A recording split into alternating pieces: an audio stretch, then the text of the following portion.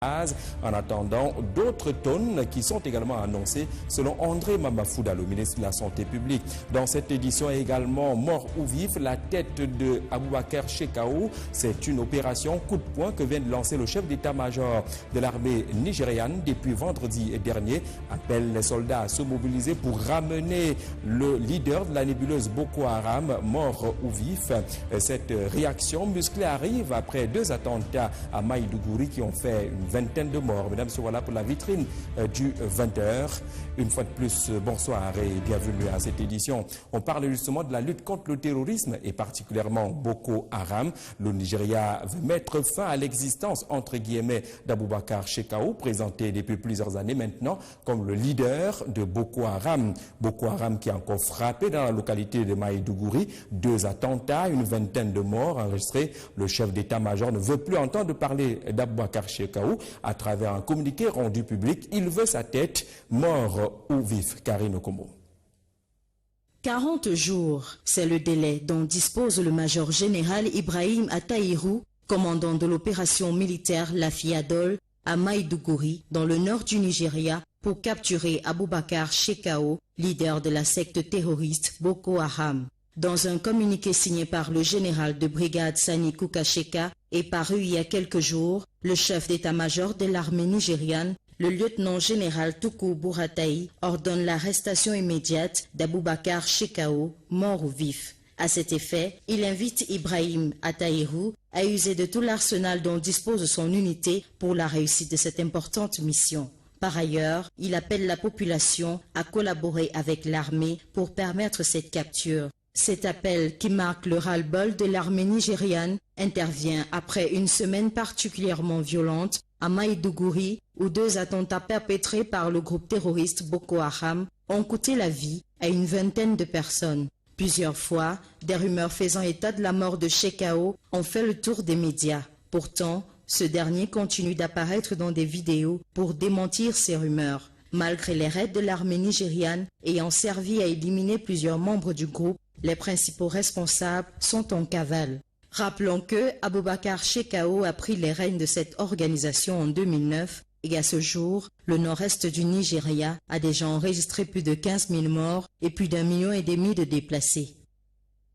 Les chefs des opérations militaires sur le terrain ont donc 40 jours pour capturer Aboubakar Shekau selon ses instructions venant de l'état-major de l'armée nigériane. Parlant toujours de la lutte contre Boko Haram, Amnesty International vient de rendre public un rapport dans lequel il indexe l'armée camerounaise et parle de quelques exactions qui seraient enregistrées sur le terrain contre les éléments de Boko Haram, mais également contre quelques populations locales par les forces de défense et particulièrement le bataillon d'intervention rapide. Ce rapport a suscité la réaction du gouvernement à travers Issa Thilo Mabakare, le ministre camerounais en charge de la communication, qui parle de complot également pour la presse camerounaise, tentative de déstabilisation également, soutien à Boko Haram pour qualifier cette sortie d'Amnesty International. Et ce matin, pratiquement tous les titres qui comptent au Cameroun ont tiré à boulet rouge, comme on le dit souvent, sur Amnesty International.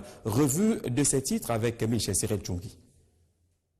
La presse nationale est unanime sur le rôle déstabilisateur de l'ONG terroriste Amnesty International vis-à-vis du Cameroun. Toutes les unes en font état ce lundi. Le bi-hebdomadaire L'Anecdote fait savoir que l'ONG se dévoile en faisant étalage de sa mauvaise foi manifeste à travers des procédés de maquillage et d'instrumentalisation de la réalité. Si l'hebdomadaire La Nouvelle qualifie cela de provocation, le journal L'Orphelin voit en cela un complot contre le Cameroun. Il estime qu'en produisant des faux rapports contre le pays de Paul Biya, Amnesty International perd la vue face aux milliers de Camerounais que la nébuleuse Boko Haram égorge chaque jour. Une situation qui donne l'occasion au Cri Hebdo le soir de s'interroger sur la complicité de l'ONG avec ce groupe terroriste Boko Haram. Amnesty International voudrait ternir l'image des forces de défense et de sécurité camerounaises aux yeux des partenaires internationaux et de les désolidariser de la riposte globale appelée de tous les vœux par le chef de l'État camerounais. La même interrogation est du quotidien national Cameroun Tribune qui voudrait réellement savoir pour qui roule l'ONG. Pour l'hebdomadaire Dernière Heure, Amnesty International a tout simplement été payé. Selon le journal de Thierry Mbouza, l'ONG a reçu des millions de dollars pour tisser son plan diabolique qui vise à déstabiliser le Cameroun. Cette mobilisation de la presse, qui est une preuve de patriotisme, voudrait tout simplement dire qu'Amnesty International a raté sa mission.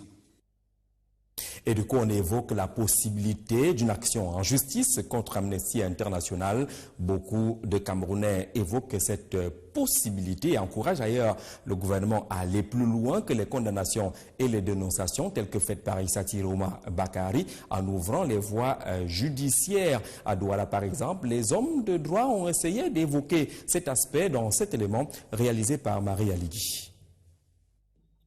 Le gouvernement camerounais doit faire usage de tous les moyens légaux pour préserver l'image de son armée face aux accusations de l'ONG Amnesty International. Tel est le souhait de la plupart des Camerounais. Nous constatons qu'Amnesty plutôt supporte le terrorisme. Alors il faut avoir peur d'Amnesty. Moi je veux que l'État du Cameroun reste légaliste. C'est-à-dire que l'État du Cameroun doit suivre le chemin du droit international et le respecter par rapport à Amnesty. Parce qu'ils disent que si l'État du Cameroun les chasse, ils vont maintenant dire autre chose. Quand ne respecte pas le droit des ONG, machin truc. Nous sommes mieux placés pour savoir quel traitement donner aux terroristes parce que nous sommes les victimes. Et nous croyons que notre armée est assez compétente pour comprendre les méthodes adoptées par rapport à ces feux. Donc, il n'y a pas un jugement à porter vis-à-vis de nos armées. Même si la valeur juridique de ce rapport est limitée, notons tout de même qu'il est préjudiciable à l'armée camerounaise. C'est un document qui contient tout simplement des informations. Il n'est pas possible de l'assimiler à une décision de justice. Donc c'est un document qui contient des renseignements, des informations tout simplement. Les informations qui sont contenues dans ce rapport peuvent engager la responsabilité de leurs auteurs, que ce soit des personnes physiques ou alors d'Amnesty International en tant que personne morale. Selon le porte-parole du gouvernement camerounais, le rapport de Amnesty International est un discours diffamatoire et attentatoire. C'est donc à juste titre qu'une riposte juridique pourrait être engagée par l'État camerounais. Si l'État camerounais estime que ce rapport contient des informations diffamatoires, l'État ou bien ses autorités peuvent saisir les juridictions pénales. Les auteurs de ce rapport peuvent en répondre tant sur le plan pénal que sur le plan civil. Vivement un terrain d'entente entre les deux parties pour la paix et la stabilité du Cameroun. Parlons d'autre chose à présent, une autre crise qui concerne les pays africains, la crise libyenne. Plusieurs années maintenant après la chute de Muammar Kadhafi, la paix n'est toujours pas revenue dans ce pays. L'Union africaine a mis en place un haut comité de suivi à la recherche de la paix en Libye. Il est dirigé ce haut comité par le président congolais Denis Sassou Nguesso en marge du sommet de l'Union africaine à Addis Abeba. Les démarches ont été menées, quelques bilans et rapports également ont été effectués en fonction des démarches menées par tous ceux qui constituent ce haut comité. Le rapport vient d'être présenté également au président Nguesso qui a redit son engagement à tout mettre en œuvre pour trouver la paix du côté de la Libye. Sylvestre Messi. La crise libyenne reste au centre des préoccupations de l'Union africaine. Le Conseil de sécurité et paix de cette institution vient une fois de plus de plancher sur la question à Addis Abeba en Éthiopie. Le chef de l'État congolais Denis Sassou Nguesso, qui assure la présidence du comité de haut niveau de l'Union africaine pour la Libye, a été représenté à ses assises par Jean-Claude Gakusso, ministre des Affaires étrangères. Le chef de la diplomatie congolaise, au cours des travaux, a reprécisé la position de la République du Congo. Je voudrais renouveler l'engagement de son Excellence M. Denis Sassou Nguesso, en sa qualité de président du comité de haut niveau, à poursuivre sans relâche ses efforts en faveur de la Libye et de son peuple, qui n'ont que trop souffert et que nous sommes impatients de voir rejoindre de plein pied le giron africain. Le Congo, qui encourage la mise en place des comités de dialogue qui réuniront les différents acteurs de la crise libyenne, est disposé à accueillir ces réunions préparatoires à Brazzaville. Nous savons que notre action future doit être conduite en tenant compte de la dynamique impulsée par les Libyens eux-mêmes, à travers la mise en place des comités de dialogue.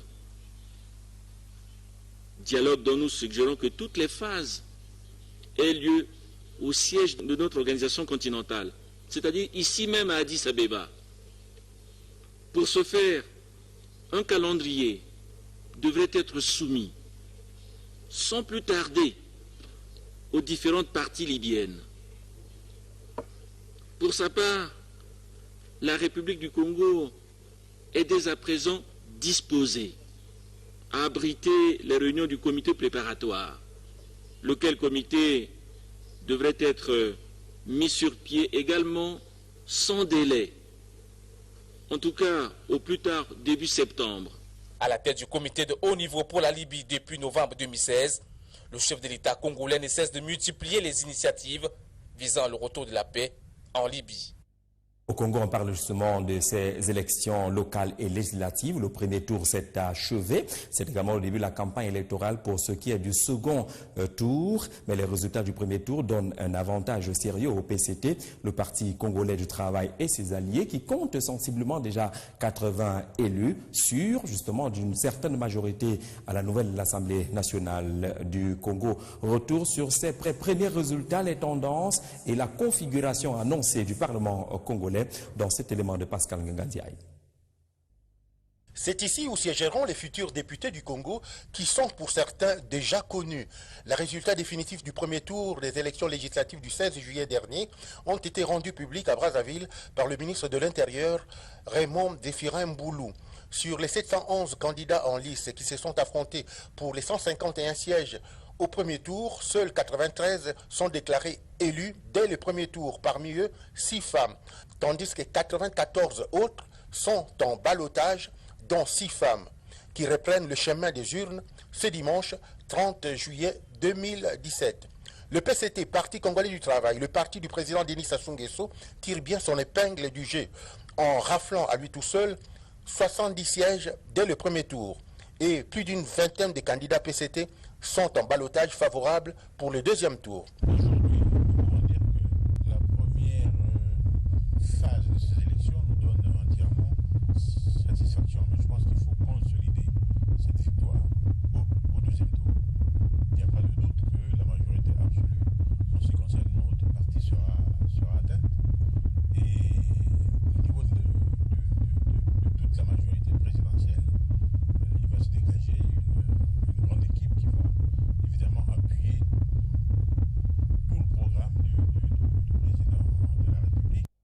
Parti de l'opposition de l'Union des démocrates humanistes, UDH-UKI, de Guy Brice Parfait Kolela, arrivé deuxième à l'élection présidentielle de 2016. On reviendra sur cet élément dans de très meilleures conditions dans nos prochaines éditions pour faire le point du premier tour des législatives et des locales du côté du Congo-Brazzaville. Je vais vous proposer une appellation assez compliquée, Imbore Nakure. C'est comme cela qu'on appelle cette organisation des jeunes au Burundi qui soutiennent ouvertement le président Pierre Nkurunziza. C'est un mouvement proche du CNDD-FDD, le parti de Pierre Nkurunziza, qui vient d'accompagner le président burundais pour sa première visite à l'étranger. Il a choisi la Tanzanie pour le président. Les questions de lancer les négociations pour le retour au pays de pratiquement 200 000 déplacés issus de la dernière crise burundaise. Cette mobilisation des jeunes montre sensiblement que le président Pierre Nkurunziza n'est pas seul au monde. Mathieu Wamba.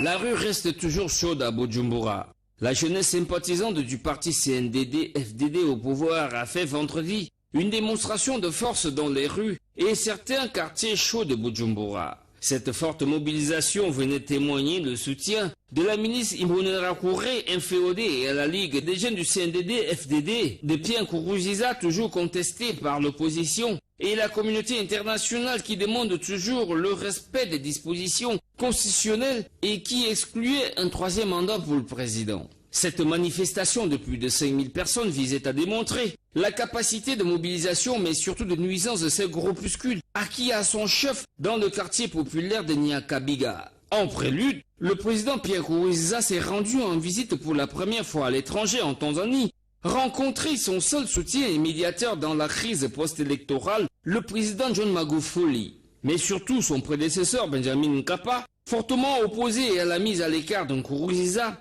dans une crise qui a fait 500 morts jusqu'ici. À la tête d'une forte délégation, le président burundais, lors de sa rencontre avec son homologue tanzanien, a surtout voulu rassurer sur la question sécuritaire de plus de 200 déplacés burundais sur le sol tanzanien, soit 400 000 au total. Si le médiateur Benjamin Mkapa pense que le départ de Nkurunziza n'est pas d'actualité, il faudrait accompagner cet État fortement éprouvé par de multiples suppressions d'aide. La jeunesse d'Imbonerakure a tenu à réaffirmer son soutien à son champion et dissuader toute voix discordante dans le pays. La rue enflammée reste aux mains de l'opposition et les jeunes Imbonerakure ont voulu démontrer la double capacité de mobilisation et de nuisance au son de chants et slogans à la gloire de Pierre Nkurunziza. L'actualité au Cameroun, c'est aussi ces 11 000 tonnes de consommables pour hémodialyse qui viennent d'être réceptionnées à l'hôpital général de Yaoundé. Cette livraison était attendue après 2 mouvements de grève des malades d'insuffisance rénale dans les centres hospitaliers au Cameroun. Le ministre de la Santé publique, André Mamafouda, a été personnellement dans ce centre hospitalier pour réceptionner et rassurer également les malades. C'est le premier jet. D'autres livraisons sont attendues. Sandrine Manza. Le 29 juin dernier, les malades souffrant d'insuffisance rénale ont pris d'assaut l'hôpital général de Yaoundé en raison d'une pénurie de kits d'hémodialyse. Aujourd'hui, c'est la fin du calvaire. L'arrivée de ces 11 tonnes de kits de consommables vient comme pour apaiser leur colère. C'est un sentiment de fierté, il faut le dire, parce que nous avons vécu des moments très difficiles. Et je suis d'autant plus fier que le ministre de la Santé est arrivé ici pour rencontrer à la fois les responsables de l'hôpital et les malades hémodialysés pour les rassurer sur le fait que les conditions de la dialyse vont s'améliorer d'ici la fin de l'année 2017. Aujourd'hui, le ministre de la Santé publique vient comme un messager du printemps. André Mamafouda constate la livraison de cette cargaison de l'espoir. Tous les centres sont approvisionnés et quand je passe ici à l'hôpital général, j'ai trouvé que les séances de dialyse ont repris leur rythme régulier, à savoir offrir à chaque patient 2 séances par semaine. C'est la même chose dans tous les autres centres du pays. Nous nous réjouissons que la situation de tension qui a existé ces 2-3 dernières semaines soit aujourd'hui derrière nous. Si les malades et personnels se réjouissent des kits d'hémodialyse, il reste qu'au sein de l'hôpital général de Yaoundé, d'autres problèmes demeurent. Mais il faut rappeler que le problème de machines demeure. En octobre 2016, les malades sont descendus pour manifester parce qu'il n'y avait que 8 machines. Actuellement, dans le centre de dialyse, il n'y a que 9 machines qui fonctionnent. Ça veut dire que, bien que le matériel soit là, on peut être surpris de voir encore les malades demain en train de manifester. Parce que le problème des machines est encore actuel. Le ministre de la Santé publique, au cours des échanges accordés avec le personnel médical et la presse, rassure les malades quant à la fréquence des séances de dialyse qui seront régulières. Au lieu d'une séance comme à l'accoutumée, les patients auront droit à 2 séances la semaine. Un bateau est annoncé dans quelques jours pour renforcer les stocks. Plusieurs membres du gouvernement en économie, on a entendu parfois entre guillemets plusieurs membres du gouvernement qui évoquaient ces nouveaux rapports entre le Cameroun et le Fonds monétaire international pour dire que il ne s'agit pas d'un programme d'ajustement structurel. Le ministre de la Communication, porte-parole du gouvernement, Issa Thiro Ambakari, vient également de livrer une communication au sujet de ces rapports.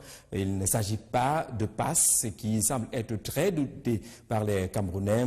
Cette initiative n'a pas été imposée par l'extérieur. Le Cameroun a mené sa propre démarche qui semble avoir des avantages. Ce ne serait donc pas un enfer comme pense une certaine opinion. Je propose une attitude du ministre de la Communication, Issa Thiro Ambakari. La facilité élargie de crédit constitue le principal outil dont le FMI dispose pour apporter un soutien à moyen terme aux pays qui font face à des déséquilibres macroéconomiques. L'accord passé avec le FMI pour cette facilité élargie de crédit ouvre la voie à des financements bilatéraux additionnels. Il est important d'indiquer ici que le programme triennal ainsi appuyé par le FEC et les financements additionnels y adossés est fondé sur notre propre stratégie de croissance telle que fixée par le DSCE.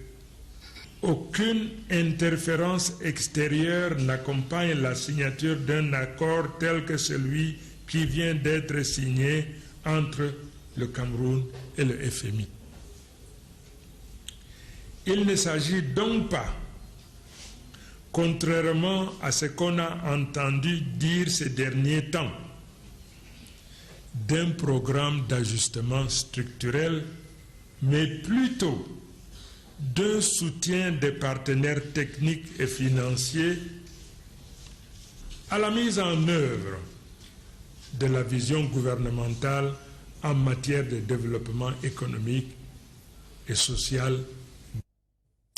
Et information en perspective demain, c'est la conférence semestrielle des 10 gouverneurs de région qui vont se retrouver autour du ministre de l'administration territoriale et de la décentralisation. Très attendu, comme d'habitude, les questions liées à la sécurité. Quelques régions du Cameroun qui restent encore en proie aux questions sécuritaires. La région du Sud-Ouest vient de s'ajouter justement à ce nombre de régions qui suscitent des interrogations. On parlera également de la nouvelle préfectorale avec la désignation des nouveaux préfets, les missions qui sont également assignées à ces chefs de terre, entre autres sujets qui seront certainement évoqués au cours de ces assises. Premier regard jeté par Arlé Desbois-Ndébé sur cette rencontre des gouverneurs. Dès demain matin, le cœur du Cameroun profond bat à l'hôtel de ville de Yaoundé. 10 gouverneurs du pays appelés à faire le point sur l'état de santé de leur région. Le ministre de l'administration territoriale et de la décentralisation a donné l'orientation des travaux avec emphase sur la préservation de la paix sociale et la protection de l'espace national. Un thème qui vient à point nommé au moment où des solutions définitives tardent à être trouvées devant une crise anglophone qui paralyse 2 régions du pays depuis presque un an. Des sources concordantes dans la région de l'Est font état de la fermeture la semaine dernière de la frontière avec la République centrafricaine en raison des conséquences graves sur le territoire camerounais de la guerre civile dans ce pays voisin. Bien que fragilisé par la force de frappe de l'armée camerounaise, Boko Haram ne baisse pas la garde. Les attaques de la secte terroriste ces 2 derniers mois ont été fatales pour la région de l'extrême nord.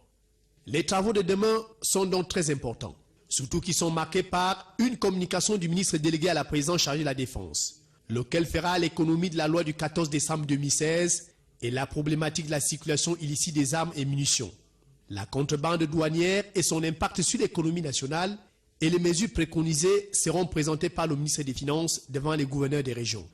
D'autres exposés suivront au cours de ces travaux de 3 jours pendant lesquels des gouverneurs des régions auront du grand mood.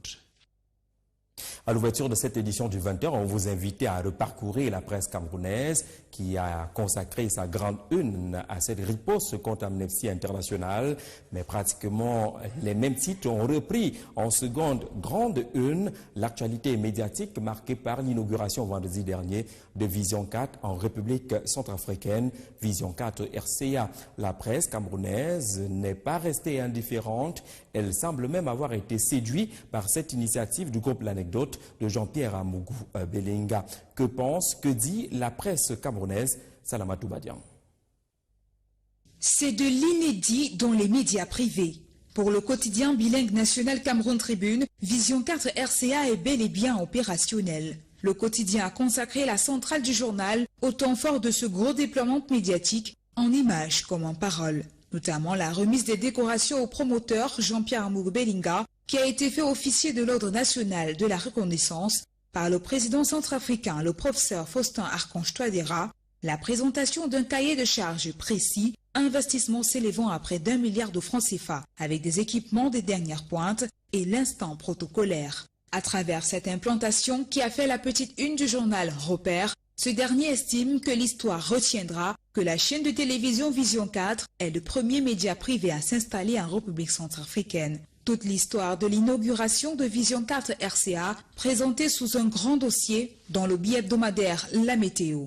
En effet, le journal, dont le déploiement barre la une, a consacré 4 pages pour écrire une promesse réalisée.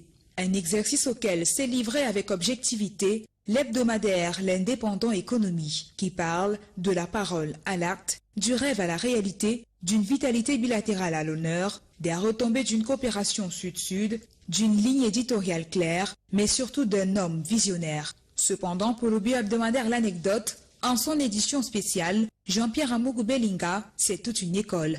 Le journal plonge en plein cœur de l'ascension irrésistible du groupe L'Anecdote et fait vivre en images tout ce déploiement médiatique de l'embarquement à bord d'un vol spécial, jet privé avec une délégation d'une 30aine de personnes, à la grande cérémonie d'inauguration de Vision 4 RCA, où l'on peut bien apercevoir le président directeur général du groupe L'Anecdote, décoré par le président Faustin Archange Touadéra, ainsi que ses proches collaborateurs qui reçoivent eux aussi des distinctions honorifiques. Par ailleurs, L'Anecdote n'a pas manqué de recueillir les émotions à travers ses nombreuses réactions, notamment celle du promoteur, fier d'une coopération sud-sud réussie, telle que voulue par les chefs d'État du Cameroun, Paul Biya, et de la RCA, Faustin Archange Touadéra. En outre, le contexte de ce déploiement médiatique est aussi relayé dans ce journal qui présente Bangui la coquette, capitale de la République centrafricaine, Bangui la meurtrie, en grande reconstruction comme le pays. Au journal bilingue d'information 21st Century Challenge, de faire un panorama des pays gagnés, tant en Afrique qu'en Hexagone, par le pape des médias en Afrique centrale, Jean-Pierre Amougou Belinga, et ce n'est pas fini. Pratiquement le même traitement est visible dans la presse centrafricaine. La télévision nationale, la RCA, a pratiquement consacré 2 jours de grands reportages dans les éditions d'information sur cette inauguration de la chaîne de télévision Vision 4 RCA. Vision 4 qui est également l'une des rares télévisions à être présente du côté d'Abidjan où se jouent les Jeux de la francophonie au parc des Jeux de Treichville. Nos équipes sont déployées et suivent de près le déroulement de ces Jeux, déjà marqués par une médaille d'or pour le Cameroun. Le point de ces Jeux de la francophonie dans cet élément de Maxino Jabak. Les Lionceaux ont battu le Congo 2-0 pour leur deuxième sortie dans les Jeux de la francophonie. Et les nombreux Camerounais résidant en Côte d'Ivoire ont donné du ton.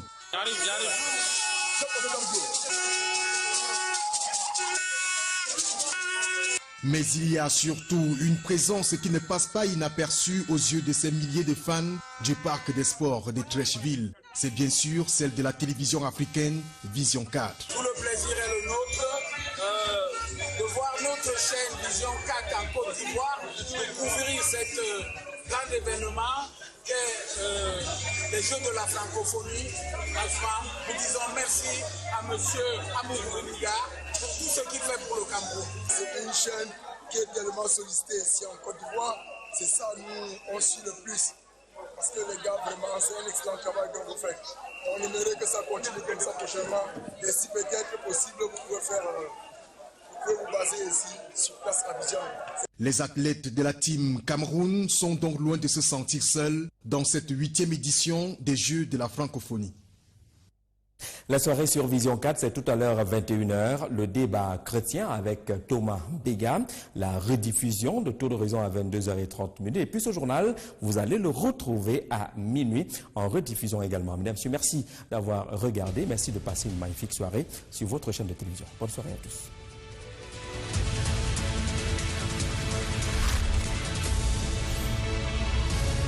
Pour permettre cette capture, cet appel qui marque le ras-le-bol de l'armée nigériane intervient après une semaine particulièrement violente à Maïdougouri où 2 attentats perpétrés par le groupe terroriste Boko Haram ont coûté la vie à une vingtaine de personnes. Plusieurs fois, des rumeurs faisant état de la mort de Shekau ont fait le tour des médias. Pourtant, ce dernier continue d'apparaître dans des vidéos pour démentir ces rumeurs. Malgré les raids de l'armée nigériane ayant servi à éliminer plusieurs membres du groupe, les principaux responsables sont en cavale. Rappelons que Aboubakar Shekau a pris les rênes de cette organisation en 2009 et à ce jour, le nord-est du Nigeria a déjà enregistré plus de 15 000 morts et plus d'1,5 million de déplacés. Les chefs des opérations militaires sur le terrain ont donc 40 jours pour capturer Aboubacar Shekau selon ses instructions venant de l'état-major de l'armée nigériane. Parlant toujours de la lutte contre Boko Haram, Amnesty International vient de rendre public un rapport dans lequel il indexe l'armée camerounaise et parle de quelques exactions qui seraient enregistrées sur le terrain contre les éléments de Boko Haram, mais également contre quelques populations locales par les forces de défense et particulièrement le bataillon d'intervention rapide. Ce rapport a suscité la réaction du gouvernement à travers Issa Tiroma Bakare, le ministre camerounais en charge de la communication, qui parle de complot également pour la presse camerounaise, tentative de déstabilisation également, soutien à Boko Haram pour qualifier cette sortie d'Amnesty International. Et ce matin, pratiquement tous les titres qui comptent au Cameroun ont tiré à boulet rouge, comme on le dit souvent, sur Amnesty International. Revue de ces titres avec Michel Cyril Tchungi. En attendant, d'autres tonnes qui sont également annoncées selon André Mamafouda, le ministre de la Santé publique. Dans cette édition également, mort ou vif, la tête de Aboubacar Shekau. C'est une opération coup de poing que vient de lancer le chef d'état-major de l'armée nigériane depuis vendredi dernier. Appelle les soldats à se mobiliser pour ramener le leader de la nébuleuse Boko Haram, mort ou vif. Cette réaction musclée arrive après 2 attentats à Maïdougouri qui ont fait une vingtaine de morts. Mesdames, voilà pour la vitrine du 20h. Une fois de plus, bonsoir et bienvenue à cette édition. On parle justement de la lutte contre le terrorisme et particulièrement Boko Haram. Le Nigeria veut mettre fin à l'existence, entre guillemets, d'Aboubacar Shekau, présenté depuis plusieurs années maintenant comme le leader de Boko Haram. Boko Haram qui a encore frappé dans la localité de Maïdougouri. 2 attentats, une vingtaine de morts enregistrés. Le chef d'état-major ne veut plus entendre parler d'Aboubacar Shekau. À travers un communiqué rendu public, il veut sa tête, mort ou vif. Karine Okomo.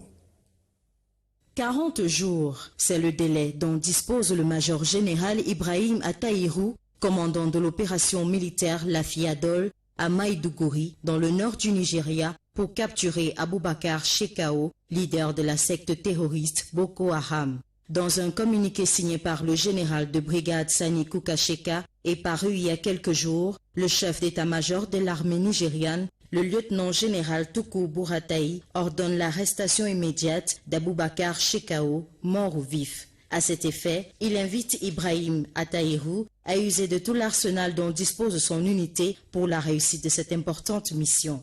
Par ailleurs, il appelle la population à collaborer avec l'armée. C'est donc à juste titre qu'une riposte juridique pourrait être engagée par l'État camerounais. Si l'État camerounais estime que ce rapport contient des informations diffamatoires, l'État ou bien ses autorités peuvent saisir les juridictions pénales. Les auteurs de ce rapport peuvent en répondre tant sur le plan pénal que sur le plan civil.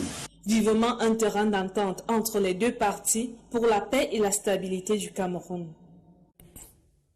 Parlons d'autre chose à présent, une autre crise qui concerne les pays africains, la crise libyenne. Plusieurs années maintenant après la chute de Muammar Kadhafi, la paix n'est toujours pas revenue dans ce pays. L'Union africaine a mis en place un haut comité de suivi à la recherche de la paix en Libye. Il est dirigé ce haut comité par le président congolais Denis Sassou Nguesso en marge du sommet de l'Union africaine à Addis Abeba. Les démarches ont été menées, quelques bilans et rapports également ont été effectués en fonction des démarches menées par tous ceux qui constituent ce haut comité. Le rapport vient d'être présenté également au président Nguesso qui a redit son engagement à tout mettre en œuvre pour trouver la paix du côté de la Libye. Sylvestre Messi. La crise libyenne reste au centre des préoccupations de l'Union africaine. Le Conseil de sécurité et paix de cette institution vient une fois de plus de plancher sur la question à Addis Abeba en Éthiopie. Le chef de l'État congolais Denis Sassou Nguesso, qui assure la présidence du comité de haut niveau de l'Union africaine pour la Libye, a été représenté à ses assises par Jean-Claude Gakosso, ministre des Affaires étrangères. Le chef de la diplomatie congolaise, au cours des travaux, a reprécisé la position de la République du Congo. Je voudrais renouveler. Et les dénonciations telles que faites par Issa Tiroma Bakare en ouvrant les voies judiciaires. À Douala, par exemple, les hommes de droit ont essayé d'évoquer cet aspect dans cet élément réalisé par Marie Alidi. Le gouvernement camerounais doit faire usage de tous les moyens légaux pour préserver l'image de son armée face aux accusations de l'ONG Amnesty International. Tel est le souhait de la plupart des Camerounais. Nous constatons qu'Amnesty plutôt supporte le terrorisme. Alors il faut avoir peur d'Amnesty. Moi je veux que l'État du Cameroun reste légaliste. C'est-à-dire que l'État du Cameroun doit suivre le chemin du droit international et le respecter par rapport à Amnesty. Parce qu'ils disent que si l'État du Cameroun les chasse, ils vont maintenant dire autre chose. On ne respecte pas le droit des ONG, machin, truc. Nous sommes mieux placés pour savoir quel traitement donner au terroristes parce que nous sommes les victimes. Et nous croyons que notre armée est assez compétente pour comprendre les méthodes adoptées par rapport à ces feux. Donc, il n'y a pas un jugement à porter vis-à-vis de nos armées. Même si la valeur juridique de ce rapport est limitée, notons tout de même qu'il est préjudiciable à l'armée camerounaise. C'est un document qui contient tout simplement des informations. Il n'est pas possible de l'assimiler à une décision de justice. Donc c'est un document qui contient des renseignements, des informations tout simplement. Les informations qui sont contenues dans ce rapport peuvent engager la responsabilité de leurs auteurs, que ce soit des personnes physiques ou alors d'Amnesty International en tant que personne morale. Selon le porte-parole du gouvernement camerounais, le rapport de Amnesty International est un discours diffamatoire et attentatoire. La presse nationale est unanime sur le rôle déstabilisateur de l'ONG terroriste Amnesty International vis-à-vis du Cameroun. Toutes les unes en font état ce lundi. Le bi-hebdomadaire L'Anecdote fait savoir que l'ONG se dévoile en faisant étalage de sa mauvaise foi manifeste à travers des procédés de maquillage et d'instrumentalisation de la réalité. Si l'hebdomadaire La Nouvelle qualifie cela de provocation, le journal L'Orphelin voit en cela un complot contre le Cameroun. Il estime qu'en produisant des faux rapports contre le pays de Paul Biya, Amnesty International perd la vue face aux milliers de Camerounais que la nébuleuse Boko Haram égorge chaque jour. Une situation qui donne l'occasion au Cri Hebdo le soir de s'interroger sur la complicité de l'ONG avec ce groupe terroriste Boko Haram. Amnesty International voudrait ternir l'image des forces de défense et de sécurité camerounaises aux yeux des partenaires internationaux et de les désolidariser de la riposte globale appelée de tous les vœux par le chef de l'État camerounais. La même interrogation est du quotidien national Cameroun Tribune qui voudrait réellement savoir pour qui roule l'ONG. Pour l'hebdomadaire Dernière Heure, Amnesty International a tout simplement été payé. Selon le journal de Thierry Mbouza, l'ONG a reçu des millions de dollars pour tisser son plan diabolique qui vise à déstabiliser le Cameroun. Cette mobilisation de la presse, qui est une preuve de patriotisme, voudrait tout simplement dire qu'Amnesty International a raté sa mission. Et du coup, on évoque la possibilité d'une action en justice contre Amnesty International. Beaucoup de Camerounais évoquent cette possibilité et encouragent ailleurs le gouvernement à aller plus loin que les condamnations